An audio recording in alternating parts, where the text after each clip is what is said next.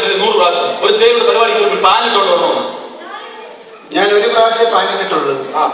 പിന്നെ പാനിട്ടിട്ടില്ല. അതെന്താ? ഞാൻ പാനിട്ട് ഇൻ ചെയ്ത് കല്യാണത്തിന് പോയി. എല്ലാരും എന്നെ കളിയാക്കി. അതെന്തിന്? സിപ്പ് പുറയില്ലാന്ന് പറഞ്ഞു. അത് കഴിഞ്ഞ പാനിട്ടിട്ടില്ല. അതാ ഉണ്ടാ നല്ലത്. എന്തായാലും ബാബുണ ഷികാദ് പറഞ്ഞ് ബാബുണ നന്നായിട്ട് മിമിക്രി ചെയ്യുന്നു. നമ്മുടെ പ്രേക്ഷകർക്ക് വേണ്ടി എന്താണ് ബാബുണ ചെയ്യാൻ പോകുന്നത്? ഞാൻ സിനിമാ നടന്മാരുടെ മറ്റേത് പറയും. സഭ്യമായിട്ട് മാത്രം സംസാരിക്കുന്നത്. ഓഡിയൻസ് ഒക്കെ ഉണ്ട്. സിനിമാ നടന്മാരുടെ സ്വരം പറയും. സ്വരം ചെയ്യും. ആരുടെ സ്വരം? ഞാൻ ആദ്യം പിന്നെ സുഖം നടന്നില്ല. മലയാള തിലകന്റെ സ്വരം. തിലകന്റെ സ്വരം. ഒട്ടനവധി മനോഹരമായ കഥാപാത്രങ്ങളെ നമുക്ക് സമ്മാനിച്ച നമ്മുടെ പ്രിയ താരം ശ്രീ തിലകൻ.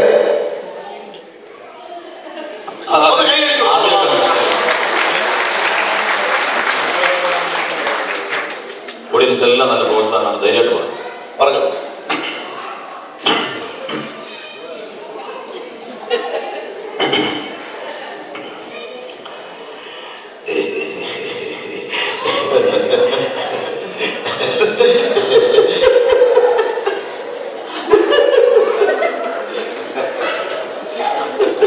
പിന്നെ ചിരി നടക്കട്ടെ. പിന്നെ ഞാൻ പറയാം. നടക്കട്ടെ. അവിടെ പറഞ്ഞു. പിന്നെ ഞാൻ ചിരിച്ചപ്പോൾ ചിരിക്കട്ടെ. ആ തിലകന്റെ ആദ്യത്തെ ഒരു സൗണ്ട് എടുക്കുന്ന രീതി അത്. നിങ്ങളത് കുടിച്ചിരിക്കുന്നത് തിലകനെ.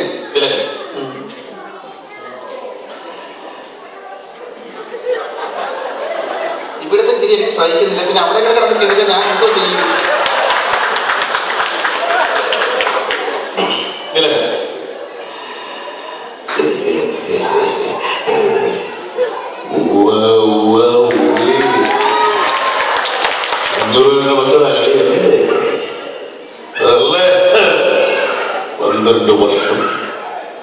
പന്ത്രണ്ട് വർഷം എന്റെ മനസ്സാക്ഷി കോടതി ഞാൻ കൊണ്ടുകിടന്ന കേസിന്റെ വാദം യുദ്ധം മലം മൂത്രം മനസ്സിലാക്കണം. തീരെ പറഞ്ഞ ദുഃഖം എനിക്ക് മനസ്സിലാവും. പക്ഷെ എന്നെ മണ്ണിന്റെ ഭാര്യയുടെ ദുഃഖം മനസ്സിലാവില്ല. വളരെ മനോഹരമായി കേട്ടോ. വീണ്ടും അടുത്ത നമ്മുടെ പ്രേക്ഷകർക്ക് വേണ്ടി ഏതാണ് നമ്മൾ ചെയ്യാൻ പോകുന്നത്? അടുത്ത സുരേഷിന്റെ മറ്റേത്. എന്താണ് ഇത്? സിനിമയിലെ സുരേഷിന്റെ സൂപ്പർ സ്റ്റാർ സുരേഷ് ഗോപി. സുരേഷ് ഗോപി ചെയ്യുന്നു. ഞാനോട് ചെയ്യട്ടെ. Super star Suresh Gopi. അതിനുമുമ്പ് ടട്ടു നട്ടു നമ്മൾ തുടങ്ങിയിരുന്നു. എനിക്ക് വേറെ കുറെ വിഷയങ്ങളുണ്ടെങ്കിൽ ഞാൻ ഈ ഒരു ചെറിയ ശ്വാസം മുട്ടലുണ്ട്. കുഴപ്പമുണ്ടോ? പറഞ്ഞല്ലേ ഒരു കുഴപ്പമില്ല. അതൊക്കെ മറന്നേക്ക്. ശ്വാസം മുട്ട കുഴപ്പമില്ല. ചെയ്തോ? അപ്പൊ സുരേഷ് ഗോപി ആക്ഷൻ ഇട്ട് വരാം. ആക്ഷൻ ഇട്ട് വന്നോ? മ്യൂസിക് ഇട്ട് മ്യൂസിക് ഇട്ട്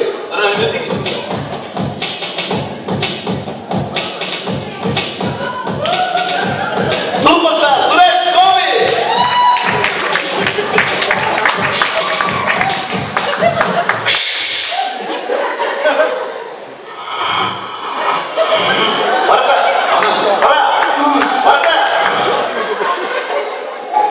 പിന്നെ പറഞ്ഞാൽ മതിയോ? ശ്വാസം മുട്ടലുണ്ട്. അതുകൊണ്ടാണ്. അതൊക്കെ മറന്നുകളാ. ഒന്നുകൂടെ മ്യൂസിക് ഇട്ട് വരാം. ഒന്നുകൂടെ മ്യൂസിക് ഇട്ട് ആക്ഷൻ ഇട്ട് വരാം. എന്നാ പിന്നെ ഈ മ്യൂസിക് ഇടുമ്പോഴേ ഇത്രയും കട്ടിക്കിടണ്ട. അതാ ഞാൻ പേടിക്കുന്നത്. നൈസായിട്ട് മതി. എന്നെ നെഞ്ചൊക്കെ പറയോ ടട്ടു ടട്ടു എന്ന് പറഞ്ഞ് അടിച്ച് പതുക്കെ നൈസ്. പിന്നെ കണ്ടാ അങ്ങനെ തോന്നുന്നില്ലല്ലോ.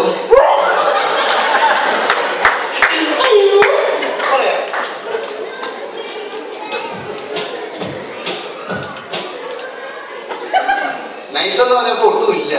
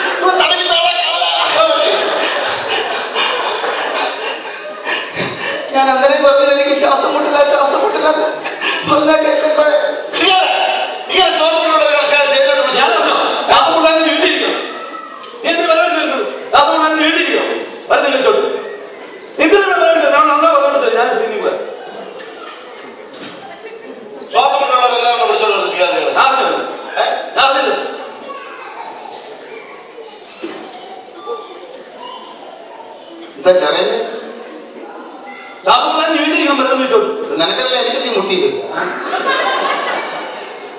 ഞാൻ ചത്തുപോയി. ഞാൻ എന്ത് ചെയ്ത്? ഞാൻ ഞങ്ങളുടെ അമ്മയോട് പോലും പറയാതെ വന്ന സത്യം.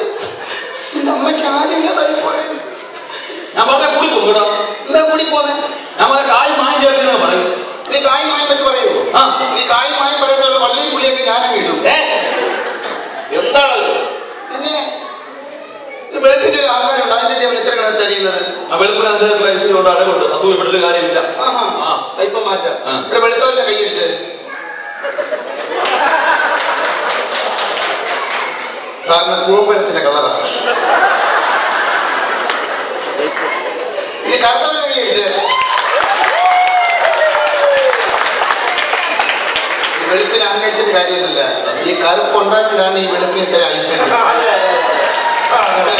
കറുപ്പില്ലെങ്കിൽ വെളുപ്പില്ല. സംസാരിക്കുന്ന ശ്വാസം വിട്ടൊന്നുമില്ല. ഇല്ല.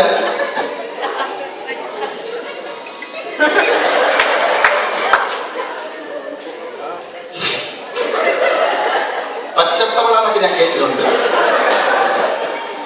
കറുത്ത തവള ആദ്യമായിട്ട് കാണുക. ഒരു ശ്വാസം വിടുന്നില്ല. ശ്വാസം വിട്ടിട്ടില്ല.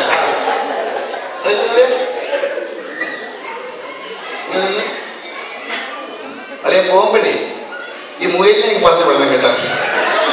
വെള്ളം മുയലിനെ ചവിട്ടി പിടിച്ച് വെച്ചേക്കുക. ഇതിന് താഴെ നോക്കി ശവപ്പെട്ടി എന്നല്ലേ പറയത്തുള്ളൂ. മാറ്റാൻ പോട്ടെന്നോ കടികാരം. കളിയാക്കാൻ മാത്രം ശ്വാസം വിടില്ല. എഴുപോ ഇറങ്ങിപ്പോ. ഓക്കെ പാവം പൂച്ചപ്പല വന്നത് ആദ്യം കേട്ടോ. ഒരേ പോലെ വിളിച്ചോളൂ. ഞാൻ പറഞ്ഞിട്ടുണ്ടല്ലോ. എന്തായാലും നീ വെള്ളട്ടോ. അതിന് മൂത്രമൊഴിക്കാൻ ഞാൻ വിടത്തില്ലല്ലോ. വീണ്ടും ഈ പ്രതിഭാസക പരിപാടി ഷോസിക വീണ്ടും നമ്മുടെ പ്രശ്നത്തെ സമ്മാനിക്കാറുണ്ട്. ടിനിറ്റോ വോഡഫോൺ കോമഡി സ്റ്റാർസിന്റെ പ്രമുഖ ജഡ്ജും മലയാള സിനിമയിൽ വളർന്നു വരുന്ന ഞങ്ങളുടെ പ്രിയ താരവുമായ ശ്രീ ടിനിറ്റോ. ഈ കുട്ടികളുടെ സംഭവം അനുകരിക്കുക എന്ന് പറയുന്നത് വളരെ പ്രയാസമുള്ള സംഭവമാണ്. പക്ഷെ നിങ്ങൾ വളരെ ആനുകാലിക പ്രശ്നത്തോടുകൂടി വളരെ മനോഹരമായി അത് അവതരിപ്പിച്ചിരിക്കുന്നു. എല്ലാവിധ ആശംസകളും. വീണ്ടും നമ്മുടെ പ്രേക്ഷകർക്ക് വേണ്ടി അടുത്ത ഏതാണ് സമ്മാനിക്കുന്നത്? ഹിന്ദി സിനിമയിൽ വളരെയധികം വില്ലൻ കഥാപാത്രങ്ങളെ അവതരിപ്പിച്ച് ഹിറ്റാക്കിയ അമരീഷ് പുരി. ഒട്ടനവധി ഹിന്ദി ചിത്രങ്ങൾ വില്ലനായി